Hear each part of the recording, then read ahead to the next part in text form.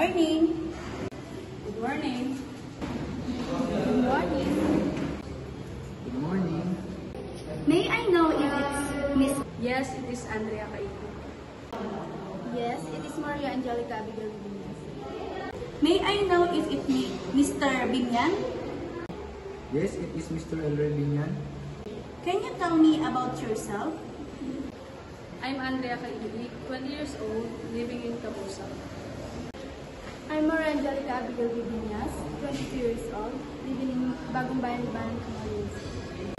I'm Elroy Victorino Binyan, 20 years old, living in San Pedro, Cabusao, Camarines. Thank you. So, what position do you applying for? I'm applying as a bartender. I'm applying as a service crew. I'm applying the position of a bartender. And where did you know that we're hiring? I saw it online and I think I'm suitable for this position. My friend told me that your company is hiring for this position.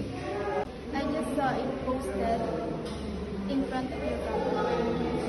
Okay, all of this is noted. And congratulations, you passed the first step. Can you meet us on Wednesday at Mixology Company for your face-to-face interview? And can you please bring your resume and don't be late. Don't worry, I will send agad the location to you.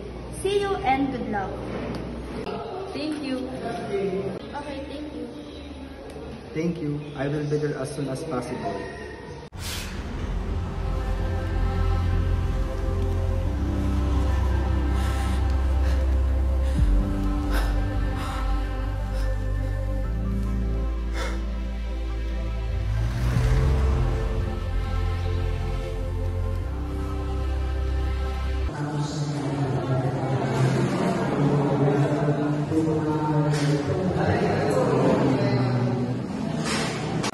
Good morning, everyone. Thank you for joining us today. I'm Tess Bernadette Canizo, the head of Mixology Company.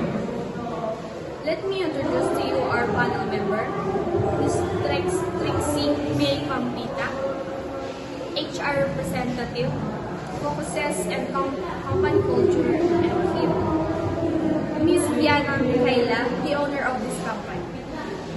To begin, can I have your resume and could you tell us about yourself and your professional background?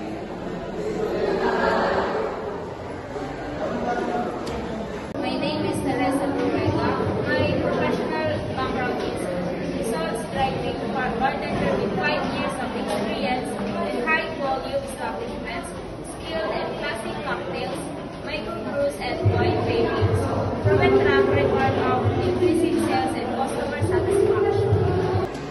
My name is Mark Nascalayo. My professional background, award-winning mixology with 2 years experience dropping innovative cocktails for escapes, bars, and restaurants, expertise in molecular mixology, flavor profiling, and spirits education certified mixology specialist.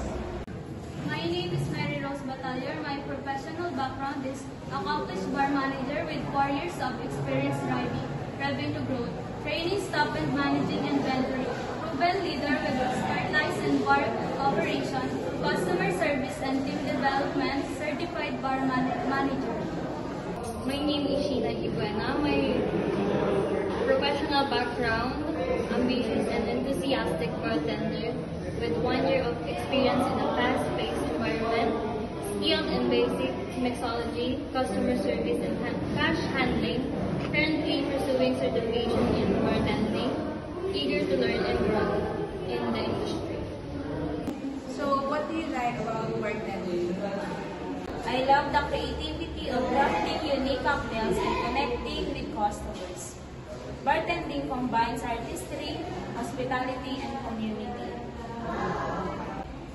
I thrive in the fast-paced, dynamic atmosphere, the energy, the buzz, and the satisfaction of delivering exceptional service. It's exhilarating. I enjoy sharing stories behind classic cocktails, introducing customers to new flavors and educating them about spirits, bartending's fusion of history, culture, and mixology.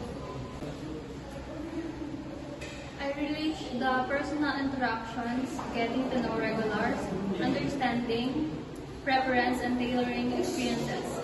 Bartending is about building relationships one drink at a time. What is your favorite cocktail to make and why? My favorite cocktail to make is the old-fashioned. I love the simplicity and elegance of combining more than all rye whiskey, sugar, bitters, and a twist of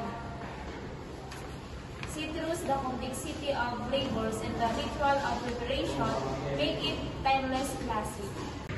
I'm fascinated by complexity of the Bay of Biscay. This New Orleans classic required precision balancing rye whiskey, cognac, Benedictine, pickled bitters, and sweet vermouth. Mastering these cocktails nuances is a constant challenge that keeps me engaged.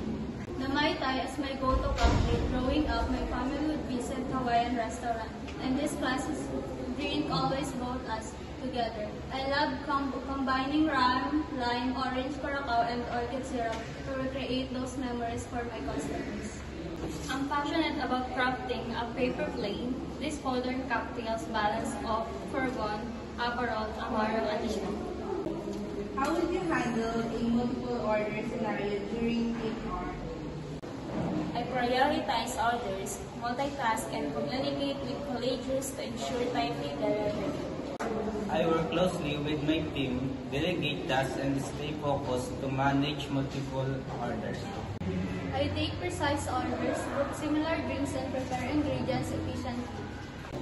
I communicate order timeless, manage expectation, and provide excellent service under pressure. How do you stay calm under pressure?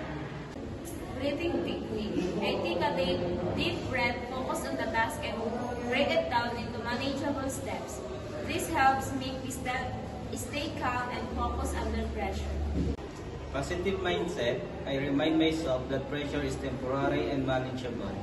I stay positive, prioritize tasks, and communicate clearly with my team. Experience and preparation. Years of experience have taught me to anticipate and prepare for high-pressure situations. I stay organized, focused, and confident in my abilities. Quick stress relief. I use quick stress relief techniques like a brief pause, subtle stretch, or a mental reset. These moments help me refocus and maintain composure. A customer requests a customized cocktail. How would you respond? Let's design your drink cocktail. Can you give me some inspiration? Favorite fruits, flavors, or hobbies? I'll suggest spirits and mixers to bring your vision to life. Awesome! I'd like to craft a costume cocktail for you. What flavor do you enjoy? Fruity, sweet, sour, or spicy? Do you have a preferred spirit? Let's create something unique. What's your preferred spirit? Do you like classic flavors or something modern? Would you like it sweet, sour, or refreshing?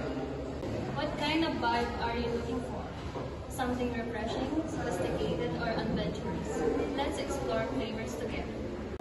Thank you for taking the time to meet with us today. We appreciate your